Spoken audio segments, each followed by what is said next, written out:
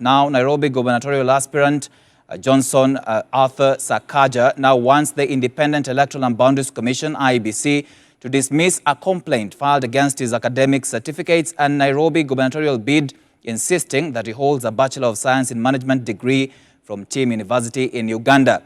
Sakaja says he graduated from the university, which is duly recognized in the Republic of Uganda. He now blames the university of conveniently leaving out a page that showed his name on the graduation list. The Nairobi senator has 4 cases filed against him before the Independent Electoral and Boundaries Commission Dispute Resolution Committee. The complaints are challenging his clearance to run for office on grounds that his academic papers presented for clearance are fake, days after he was cleared by the Electoral Commission. Grace Ongoi begins our broadcast tonight with this report. Senator Johnson Sakaja has responded to fraud allegations filed against him and reiterated that he attended and graduated from Team University. In a response to the complainant, Sakaja maintained that he holds a Bachelor of Science in Management degree conferred to him by Team University in Uganda, a university he says is recognized in the Republic of Uganda. He insisted that he was a graduate at the university and that pages of the graduation list that has his name were conveniently omitted. His response comes days after inconsistencies concerning his academic credentials emerged and a complaint challenging his IEBC clearance was filed.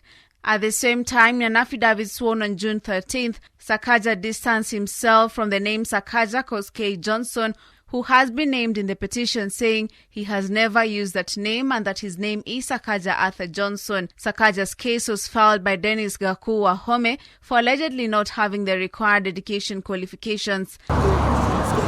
Meanwhile, a section of student leaders from the University of Nairobi earlier today castigated leaders who were vying for seats without presenting genuine degree certificates.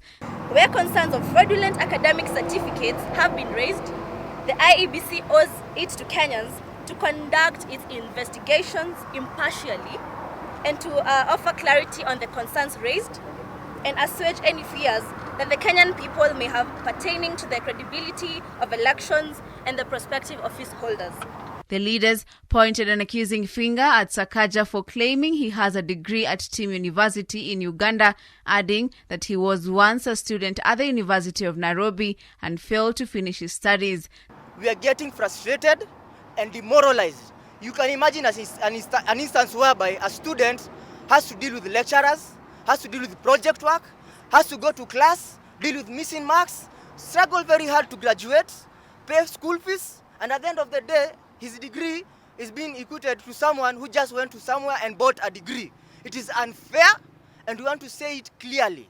We have a case of one Johnson Sakaja, who was a student at University of Nairobi. Actually, is still a student at the University of Nairobi.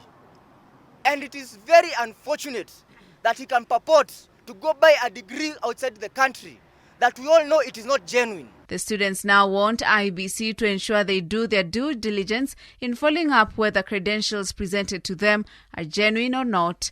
Just to be honest, we heard him say that he never studied anywhere outside this country 2 years ago. We have reports from that university saying the graduation list, he was not part of it. So to be honest, just to be honest, the tribunal has to do justice on this issue. And not that only issue.